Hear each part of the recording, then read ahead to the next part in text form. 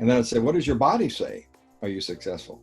And then what does your conscience say? Are you successful? And it gets quieter and quieter and quieter. And that's the control center of your life. There's something controlling your life internally. What I think is the biggest thing is people's mindset.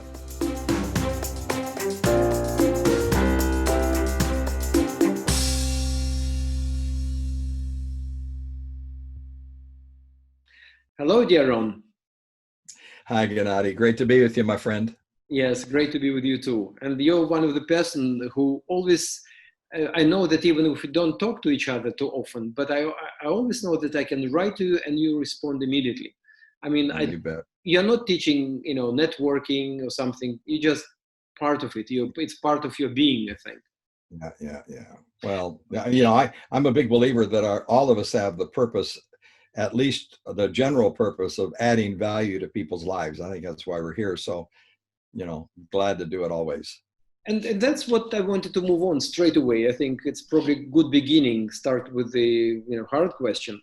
I know that you've done a tremendous work when you were writing your PhD by approaching, I think, more than 350 top leaders, top guns in the United States and internationally. And I've read stories about you, driving for thousands of kilometers, etc. Yeah. And you were asking several questions to people, and you were asking particular one, which I'd like to turntable and ask you. Yeah. I think you were asking something like, at the end of your life, how do you know that your life was a success? Yeah. I think that's a great question. And I use that, by the way, I have for years with not only in my speaking at conventions and the like and leadership events, but even with my coaching clients, because my two overall assumptions is everyone moves toward their definition of success. We all have one somewhere. And we may not have written it down, but we have an idea of success. And it's typically people typically have it in one of five areas. It's either success has to do with prosperity or position or my prestige or my pleasure or my popularity overall. And the culture pushes that, all the ads on TV and radio and the billboards and all that online, they all push us toward those things because we all want those, and those are great things. But I've asked, on that trip we interviewed, 350 leaders and hit 38 states in America and Canada and some overseas. And subsequently, we've done the same thing, asking the same types of questions about how people define success. And what we found is when we talk to, and these are all highly successful people by the measurements I just said. They by and large are very wealthy, they're very powerful, they have a lot of prestige. But whenever I ask people those questions, those people don't answer any of those things. One guy told me once, had a huge company, had, I don't know, about 35,000 people in his group. And he said, Ron, I guess I'll know I'm successful by the number of people who weep at my funeral, which was, I thought, kind of compelling. And he said, my point is, have I touched people enough, influenced people enough that it's matters to them that I'm gone, that I have a memory of impacting their lives. And by the way, he asked me, he didn't ask me, but his family asked me to help lead and participate in his funeral when he did die. Oh, really? They had a standing room only inside a huge mega church in America. And then they did an online virtual live streaming funeral for thousands and thousands of people. And there are some of the greatest leaders of financial institutions in America and other leadership groups. And everyone, from his grandchildren to his golfing partners to his family, other family members to business associates, just all made great comments about how he had impacted their life. And indeed, people wept at his funeral. And I always thought that was a that was a great response. And what I found to be true, it's what's driven a lot of my life, is I think success really has to do with two things for me. And I think generally, number one, is my life complete? So am I succeeding personally and professionally, not just professionally? And am I succeeding privately and publicly, not just publicly, but privately also? So am I holistically successful? I'll often ask people when I'm speaking, are you successful in these big leadership groups? And they go, oh, okay, come on, look at who I am. Look at, of course I am. And then I'll say, yeah. And then I'll say, well, okay, I'm going to ask you this question from several angles. If you're married or have a significant other, what would they say? Are you successful? And then if you have children, what would they say? Are you successful? And what would your associates or the people who report to you say? Are you successful? And then I'd say, what does your body say? Are you successful? And then what does your conscience say? Are you successful? And it gets quieter and quieter and quieter. And the people aren't quite as brash because they start to understand. And we all know that success has much more to do with, are we living a complete life, number one?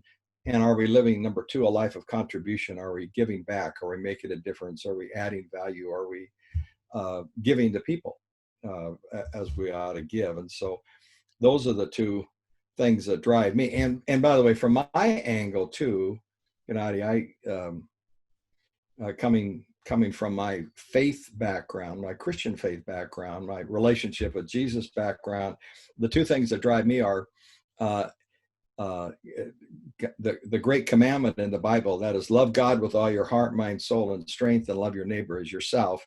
So I keep thinking every day throughout the day, am I loving God with all my heart, mind, soul, and strength? Am I obeying him? Am I listening to him? Am I building an intimate relationship with God? Am I filling my soul and spirit, number one? And number two, am I loving others the way I love myself? And so just a minute ago, before I got online, I called a friend who's dying. He's been in a small group we've had for many years. And I called his wife and I just said, can I come over and see our friend and just bring him some coffee and chat for a few minutes? And no agenda, just to love him and be there. No advantage to me. I'm not making money or anything out of that, and which I don't think is the issue at all. And by the way, the more we live a life of contribution and a life of completion, I think the greater our likelihood of power, prosperity, position, prestige, and pleasure. So it's a capacity builder, but the focus is very different. And by the way, this time in the culture is a great time to address this, because everything's stripped away. It looks like our businesses are falling apart. Exactly. And as you and I were talking earlier, either we see it as an adversity or we see it as an adventure, particularly around this whole area of real authentic success, as we call it. Right. You mentioned in one of your talks or books, by the way, Achieving Authentic Success. I still consider it to be one of the best books on self-governance. On this, I think it was, if I'm not mistaken, 10 principles being really effective and successful in life. And I think you mentioned that living inside out. Can you explain this? Living inside out. I love the kind of, as much as I feel the English language, but tell us, please. Yeah. Well, leading inside out is again, starting with my own personal life. In America, the forefathers said they wanted to minimize government. We haven't done a great job over time, but they wanted to minimize federal government, big government. And they kept saying good government's based on self-government. So the best way to minimize external government and rules and procedures and taxes and all of that is for people to self-govern. But to self-govern, you have to have absolute principles around which you build your life. So in America, when the country started, it really began with so many leaders who were fleeing religious persecution and kind of religious control of society, but they were faith-based people they were godly, good, righteous people. And they moved to America and they understood some of the 10 principles, well, actually all of them, I think we've identified, but things like, I'm not a victim. I take responsibility for my life, and I work hard, and I have a healthy sense of pride because my life is significant, but it's built on humility, and I'm loaded with soft spots, so I need to be open and honest. And I need to have a great attitude, because our attitude does determine our altitude in life. And I should have a positive, optimistic attitude. And then I need, there are principles that need to guide my life that are absolute, that I inviolate, and then I need to lift people up and build people up, not tear them down. And I need to have an integrated life, holistically seeing success, and then I need to not quit. Anyway, the forefathers understood that. And so when a person's driven by principles, number one, and they're driven by, they have an internal power source, and that's typically a spiritual power source, number two, then they can live from the inside out. That means their power, the fire, is on the inside. I was on a plane one time with sitting next to this very sharp lawyer, a woman,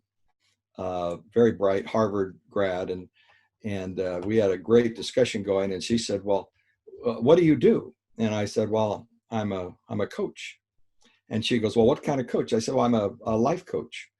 And she goes, "Oh, I probably need one of those." I said, "Well, me too." And she goes, "Well, what do you teach?" And I took out my little card, and on the back of them, I had these 10 principles that are part of my book, Achieving Authentic Success. And I started walking through the principles, and for each one, I would read it. She goes, "Oh, I need that." I said, "Me too."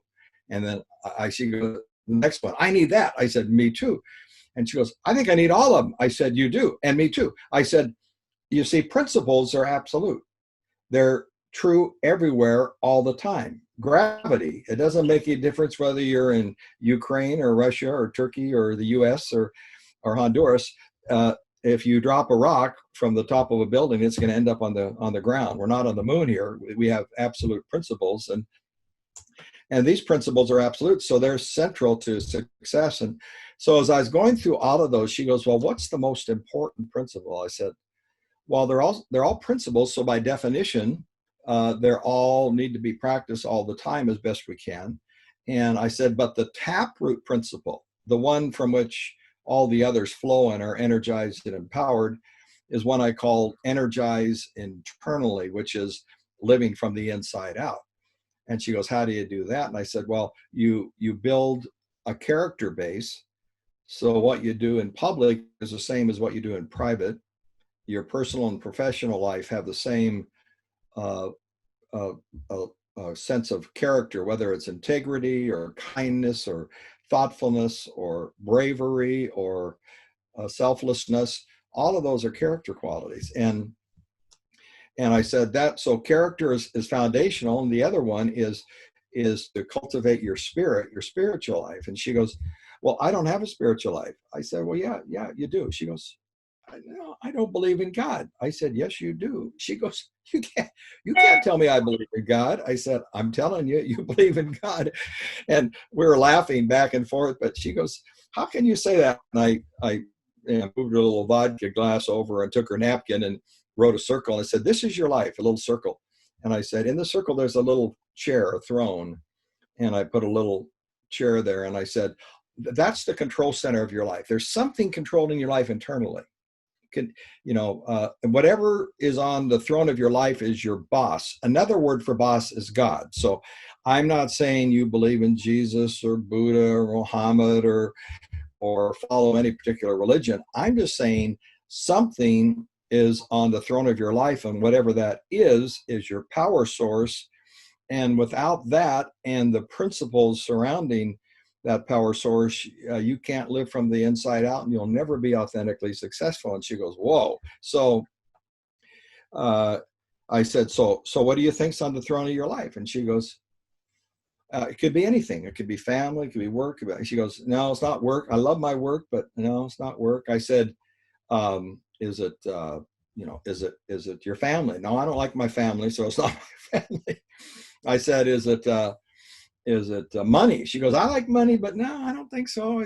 I said, you have relationships? Yeah, I do. I said, is it sex? She goes, nope, not that. And we talked about drugs, and we talked about popularity and all this stuff. And she scratched her head and she goes, well, I don't think any of those are it. And I said, okay, I know what your God is, or who your God is. She goes, oh, good. Who? And I said, it's you. And she goes, oh, good. I said, not so much. And she goes, why not? I said, look, you are bright, you are articulate. I'm sure you're a better person than I am. I'm not so hot. But I said, I can tell you this. I wouldn't want you to be my God. I said, I don't think you're that smart to make all the decisions for me or show me all the right ones to make. And I don't think you're fundamentally all that good comparatively. You're not perfect anyway. And I said, please don't be offended. I think you're probably better than me and certainly smarter than me. I'm just saying, if it's you, you're in dangerous water in my view. And then I wanted to say the most important decision you'll ever make is who or what is on the throne of your life. Who's your boss? Who's your God that's driving you? And that's what allows us to live from the inside out. We had an interesting experience. We've created a pretty robust assessment around these 10 qualities, character qualities. We call it a merit profile. And the largest human resource company in North America came to us, a private company. They do about $3 billion a year. And they said, we make a lot of money getting people positioned in the right jobs, in the right businesses, billions a year, actually. And they said, but we're losing tens of millions of dollars because they're being fired or they're quitting prematurely. And they said, we've studied this to find out why. And here's our conclusion. People hire because of competence, but they fire because of character or lack thereof. So people, they look at people's resume, they get excited, maybe they're winsome and charming, but then they get on the job and they can't build relationships. They don't have humility. They're arrogant. They're not nice to people. They can't be trusted, and people are fired or they quit because of that. So they said, anyway, bottom line, it ended up all their key leaders went through all of our content, and I spent a couple of days with them, and we created an online assessment around this because they determined professionally in the business the secret to people sustaining in a job and growing and thriving was the development of their character. So they wanted to be able to assess that because they understood inside out became the real power source for longevity and authentic success. Right. Well, if you don't mind, because I'll give some wording, some introduction to the interview, we'll put these 10 principles at the bottom of the interview, because I think they are really fundamental and they're very, very important. Yeah, so, I mean, I know that this time is a difficult time for everybody. I found that, yes, it's difficult, but as you said, there is adventure and adversity. And I think there is a lot of adventure, which I'm looking forward to. Because business, and I hope our life is not going to be the same. Better, I expect for better. I expect people to become wiser and understand that we're really kind of destroying our lovely planet and we're doing terrible things and it should be stopped. And the same in our relationship. I think it's like purifying thing. So I'm grieving for people who died during this virus and still dying. But what you would recommend to people? I mean, what you would suggest to people who are facing difficult situation? A lot of them lost their businesses, some lost their relatives. Fear of in the heart of people. So, what you would suggest would be as a life coach? Well, what I think is the biggest thing is people's mindset. There's a verse in the Bible that says, "As a man thinks in his heart, so is he." So we become what we think about and what our emotions get caught up with. And we get in more trouble at times like this. Whenever there's adversity of any type, we get in so much trouble because we lean toward distress. So the reality is, my iPhone here, imagine that's a stress. So right now we have the pandemic, we have the economic problems, we have in America, we have race relationship issues and riots, and it's really killing the culture. And so that's just the stress. Now, the thing about a stress, whether it's a pandemic or it's even the financial situations now, it's not a good thing or a bad thing. I mean, it's an irritating thing at very least, but it's not. Stress is just tension. Whenever there's a problem, whenever there's a challenge, that's stressful. Every decision is stressful. And the key is right now, frankly, we have an incredible opportunity to use this time to develop the internal mechanisms and skills and habits to deal with stress the right way. So if this is stress, I can respond to the stress one of two ways. I can respond with distress. So imagine this red little pen tip is distress. So fear, worry, frustration, anger, depression, violence, anesthetize myself, drugs, alcohol, all of that. That's distress. That's the inappropriate response to stress. So the people can have the same stress as we see right now, same stresses. Some people respond distressfully. The other way to respond is called eustress, eustress, eustress. Eustress is positive. It moves us forward. It actually gets us excited. So distress, the negative response, sees the adversity. Eustress sees it too, but it focuses on the adventure. Okay, how can we turn this into an adventure? How can I use this hiatus to grow, to learn, to build myself, to build relationships with my spouse or my children or my friends? How can I go back on relationships I've had in the past and just be there for people? Call them on the phone or do a Zoom event like this or something.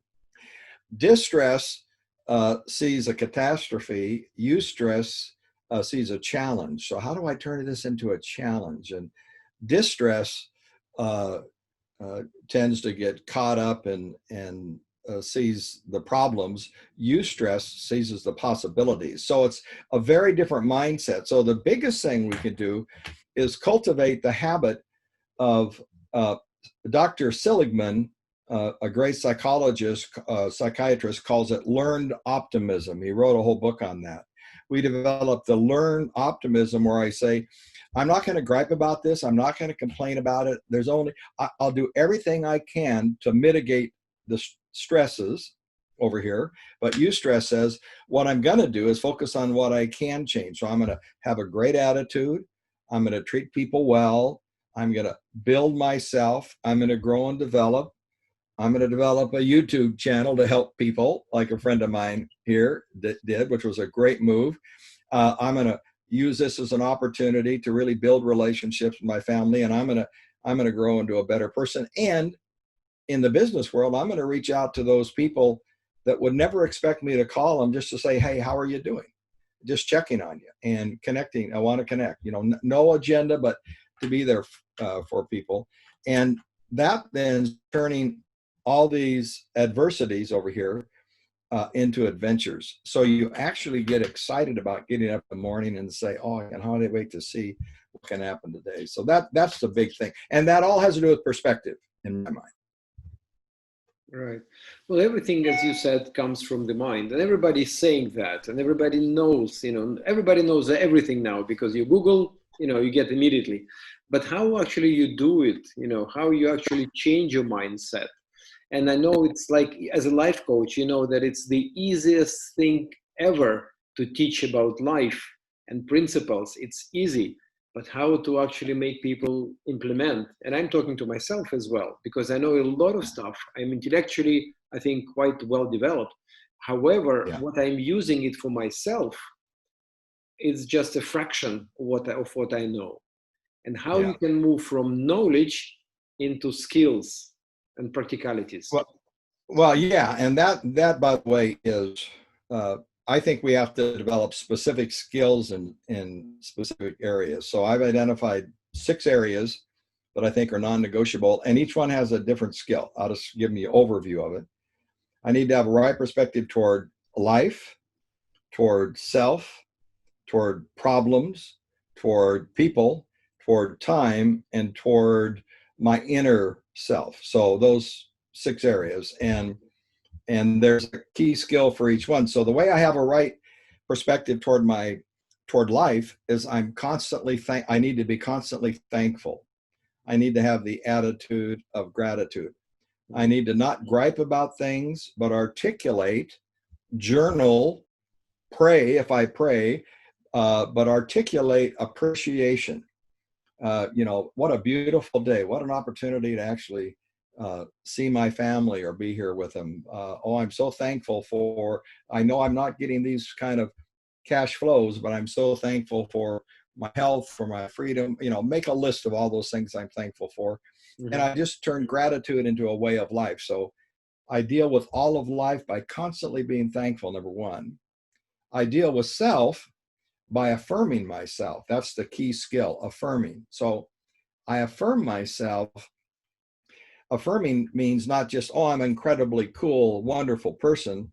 That's part of it. It has two elements. One is I realize that my life is significant, that I'm really worth something. I'm actually, I think, was put on earth to become a masterpiece my whole life, a work of art. And I need to see there's this innate value in people and in me. So that's part of it, a healthy pride. But the other side of that is I need to learn how to deal with my soft spots. So I identify my weaknesses, my areas of fault, and I don't try to run away from them or hide from them. I simply learn what they are and then get very practical on trying to be better, starting with apologizing when I make a mistake or do something wrong, or asking forgiveness, or owning up to my own weaknesses. And it's the balance of those two things, living with a significant life and dealing with my soft spots, that is true affirmation of myself. So I do that. And then thirdly, I have a right perspective toward problems. And what I do there is the key word is embracing. So instead of like when someone intrudes into our home, we kick them out. In America, some places, Texas would shoot them probably, but we get rid of people. We don't like interruptions. But this idea is when problems come into our life or these adversities, we don't treat them like intruders, but we welcome them as friends, which means, okay, I don't ask the question, why is this happening to me? I ask the question, what can I learn from this, and how can I grow, and how can I leverage this opportunity for goodness, which you're doing, and I see a number of others doing really well, and that's so key. So I just, like if you and I saw one another, we'd, not with social distancing, but normally would give one another a big hug. We're friends, and so we'd embrace them. And then so a right view toward problems by embracing. And then fourthly, a right view toward people, and that's by building them up. So my modus operandi with people is, first in my mind, I build them up. I think the best about them. I don't think the worst. I give people the benefit of the doubt. So I build them up here. With my words, I build people up. I make that my way of life. And that doesn't mean I don't, appropriately criticize, but I'm always for the purpose of building people up and doing it kindly. And then thirdly, I do things that build people up. So I try to live in a way that is, my modus operandi toward people isn't to resent them or to ignore them or to be apathetic, but it's to actively build people up, love them the way I'd want to be loved. So, and then the last two are a right view toward time. And the key word there is, it's a phrase, it's focus on what's important. And so often we lose sight of what's important. We do things that are urgent, but they're not necessarily important. We want to focus on things like important. So that's planning and thinking and developing our inner life and growing and building into other people, building relationships. Now, again, power, prosperity, position, prestige, and pleasure, I think all flow out of this. It's just a byproduct of the real objective. So we focus in on relationships because they're important. And by the way, part of that means we not just are organized and using our time well, though that's important. But in the Greek, there's two concepts for the word time. One is chronos, in English, it's chronology. It's doing things decently and in order. And the other word is kairos. And chronos is doing things decently in order. Kairos is the word, the moment, the opportunity. And it's the idea of buy up the opportunity. So part of the way we do what's important is not just structure our lives to do it. That's important to do. But it's also constantly looking around and saying, is there someone I can help? Is there a need I can meet? Is there something I need to work on personally? Do I need to, if I'm spiritual, do I need to listen to God or pray or meditate or read something that will build my spirit? Do I need to take a rest? It's living in the moment more. It's presence is a big word today, that people live with presence. And then the final word is the right perspective toward your inner life. And the inner life, it kind of gets back to, what's on the throne of my life? Are there principles on the throne of my life? Or is there a spiritual core to the throne of my life? Who or what's going to be my God? Because that will drive me. But it's specifically leveraging the right skill in the right area. But those 6 areas cover a whole bunch of life. Right. When you mentioned time, I remember you were quoting once Peter Drucker, who said efficiently and effectively. I mean, efficiently is doing things rightly. Effectively is doing the right things. And I found it's excellent. It can be applied to time so well. And that's so true. That is so true. And ideally, we want to be efficient and effective, but he's the one that Peter Drucker, kind of the father of modern management, he said the top leaders will spend, he uses the quadrants of time and what's important, what's urgent, what's not important and not, and so on. He says, most of us spend our life doing things that are neither important nor urgent, or we do things that are urgent but not important. He said top leaders spend 60 to 70% of their time doing things that are important but not urgent.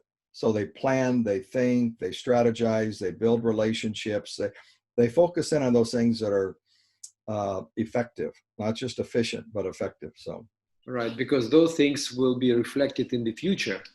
So not immediately. For example, doing sports or doing reading, I mean, it's not bring benefits instantly, but in the long run, that's where we want to be. And that's really wonderful. Exactly. Well, thank you very much, Ron. I like this new gesture of saying thank you. My right hand on my heart. I like that too. Yeah, a hand over your heart's a good one. Really, I feel that I've got free coaching session with you. Thank you so much, and I hope the same feeling will have my viewers. Yeah, thank you. Thanks for all you're doing, and good job on this channel. Keep it going. Thank you so much. Thank you very much, and take care. Talk to you soon then. Bye-bye. Bye-bye.